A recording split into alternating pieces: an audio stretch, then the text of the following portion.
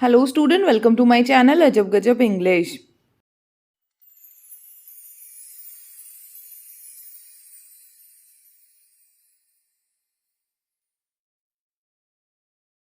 आज है डे 54 और आज हम डिस्कस करने जा रहे हैं अनसीन पैसेज पार्ट 3। मैंने ऑलरेडी पार्ट 1 और पार्ट 2 की वीडियो अपने चैनल पे अपलोड कर दी है, तो अगर आपने उसे नहीं देखा है तो जाकर देख लीजिएगा। पार्ट 1 में आपको ये पता लग जाएगा कि अनसीन पैसेज होता क्या है और किस तरीके से हमने अनसीन पैसेज सॉल्व करने हैं। तो आज पार्ट 3 है और आज हम एक और अनसीन पैसेज आपके साथ सॉल्व करेंगे, तब आपको और ज़्यादा कॉन्फिडेंस हो जाएगा। तो चलिए बिना देरी के हम अपनी वीडियो स्टार्ट करते हैं।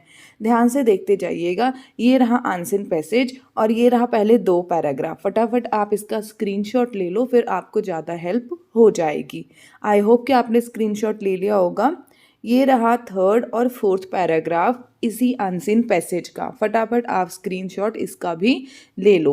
जैसा मैंने आप सभी को बताया था कि हमने ट्रिक्स फॉलो करने हैं, उसके बाद अनसीन पैसेज जो है वो सॉल्व करना है, ठीक है ना। तो आपको पता है एज पर द ट्रिक हमने अनसीन पैसेज को नहीं पढ़ना है, बल्कि किसे पढ़ना है, क्वेश्चन को पढ़ना है। और क्वेश्चन भी किस तरीके से पढ़ना है, 2 + 3 + 3 + 2, ठीक है, या फिर 2 + 4 + 4 + 2। अगर 10 क्वेश्चन है तो ये पैटर्न रखना, और अगर 12 क्वेश्चन है तो ये पैटर्न रखना। चलिए, तो सबसे पहले हम पहला क्वेश्चन जो है वो देख लेते हैं। पहले 2 क्वेश्चन हम पढ़ेंगे, उसके बाद उसका आंसर जो है वो ढूंढना शुरू करेंगे। क्या कहता है, द डांसिंग गर्ल, ठीक है, यहाँ पे टी लिखा हुआ है, इसको एल कर लेना, ठीक है बच्चे। ठीक है, उसके बाद क्या पूछा गया है, जो डांसिंग गर्ल है वो कहाँ से बिलोंग करती है, 4 ऑप्शन है। दूसरा क्वेश्चन क्या है, in the museum see kept among, वो म्यूजियम में कहाँ पर है। तो इन 2 क्वेश्चन का आंसर हम सबसे पहले ढूंढते हैं। सबसे पहले आ जाओ पैराग्राफ 1 पे, ठीक है। तो हमें क्या कहा जा रहा है, ठीक है ठीक है ठीक है ठीक है, द डांसिंग गर्ल ऑफ, ठीक है, मतलब यहाँ से बिलोंग करती है। मिल गया ना, ठीक है जी। फिर आगे देखते जाओ देखते जाओ। You have to be kept alert to her existence there, ठीक है, कहाँ पे, इस एनिमल के साथ। तो 2 क्वेश्चन का आंसर मिल गया। चलो फटाफट लगा देते हैं।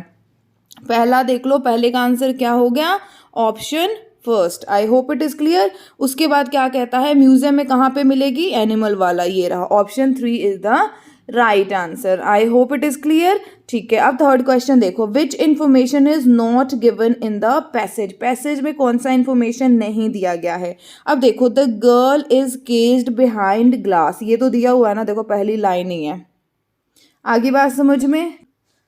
फिर देखो सेकेंड ऑप्शन क्या कहता है, school books communicate the wealth of our heritage, ठीक है। फिर 3rd क्या है, she can not be rediscovered as she is bronze, ठीक है, she is rare artifact, ठीक है ना। अब देख लो यहाँ पर, अगर आप इस पैराग्राफ को पढ़ोगे, ठीक है, तो ये वाला भी दिया हुआ है, ठीक है। उसके बाद स्कूल बुक वाला भी मैंने अभी अभी देखा था, ये रहा, ठीक है, स्कूल बुक वाला भी दिया हुआ है, ये वाला जो है वो भी दिया हुआ है। तो कौन सा नहीं दिया हुआ है, जो राइट आंसर है वो कौन सा है, इसका ऑप्शन नंबर सी।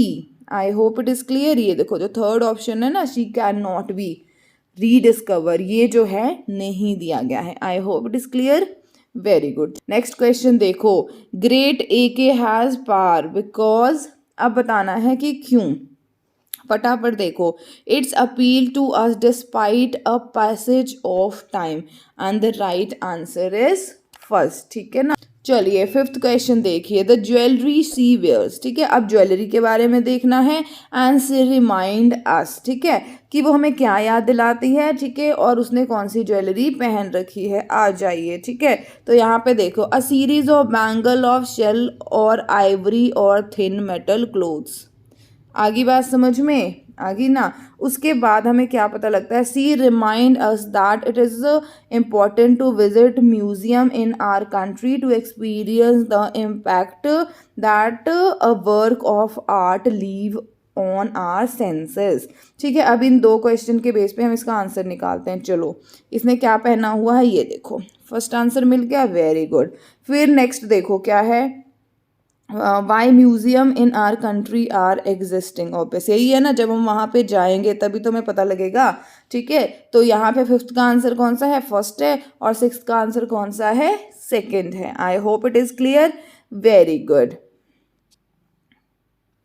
चलिए अब 7th देख लीजिए, ठीक है। कहा जाता है कि अमंग जो वर्ड है पैरा नंबर 1 में उसका आपने मीनिंग बताना है। सिनोनियम्स का मतलब क्या हो गया, मीनिंग बताना है, ठीक है। तो अब देखो अगर आप पैरा नंबर 1 भी ना देखो तो कम्युनिकेट तो अमंग नहीं होता है, रीडिस्कवर भी नहीं होता है, हेरिटेज भी नहीं होता है, एक रह गया, एलिमिनेट करके भी निकाल सकते हो, तो राइट आंसर एमिड ही बनता है। I hope it is clear. 8th question देखो, the size of the dancing girl is equal to the length of the human, क्या बॉडी, हैंड, ईयर, पाम।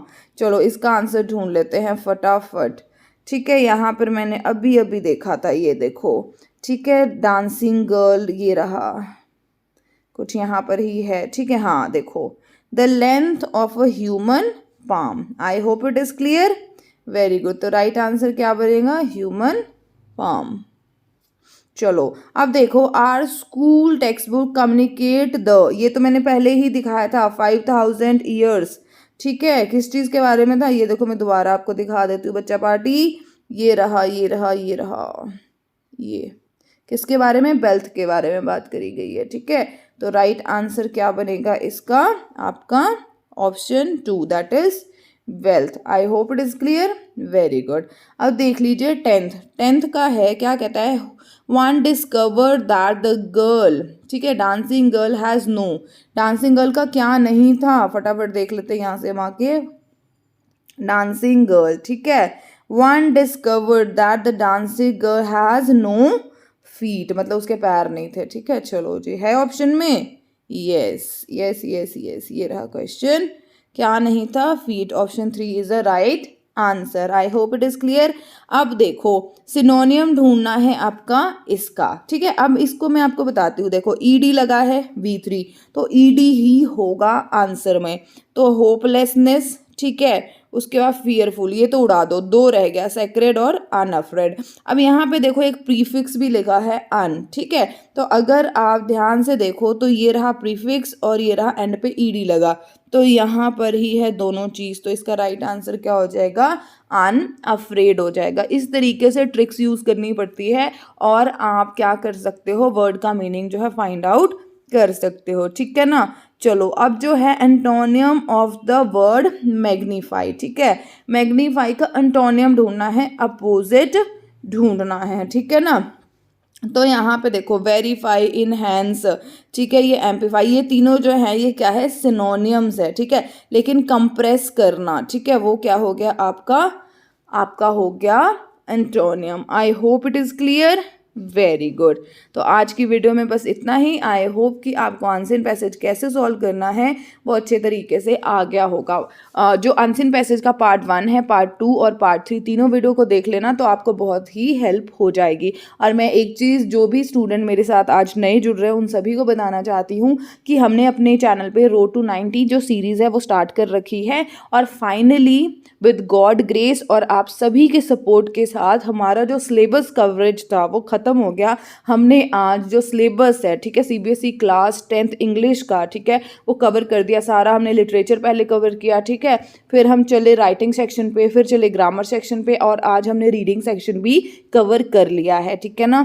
तो कल की छुट्टी है, इंजॉय कीजिएगा क्रिसमस, उसके बाद मंडे से हम अपनी रिविज़न जो है वो स्टार्ट कर देंगे। तो जो भी बच्चे हमारे साथ नए जुड़ रहे हैं उन सभी को कहूँगी कि अगर आप अब भी चाहते हो ना कि हमारे अच्छे मार्क्स आ जाएं, तो आप आराम से 1-1, 2-2 घंटे जो है रोज का लगाइए और सारी वीडियोस को देख डालिए और आपके आराम से अच्छे नंबर आ जाएंगे। एक ही चीज़ कहूँगी बच्चा पार्टी, जो हमेशा ही कहती हूँ कि अगर तुम्हें ये लगे कि मेरे चैनल पर आगे तुम्हारा टाइम वेस्ट नहीं हुआ, 1% भी तुमने मेरे चैनल से आज कुछ सीखा है, तो मेरे चैनल को लाइक करना, शेयर करना और सब्सक्राइब करना बिल्कुल भी मत भूलना। चलिए मिलती हूँ आपको नेक्स्ट वीडियो में। Bye bye, take care, have a good day.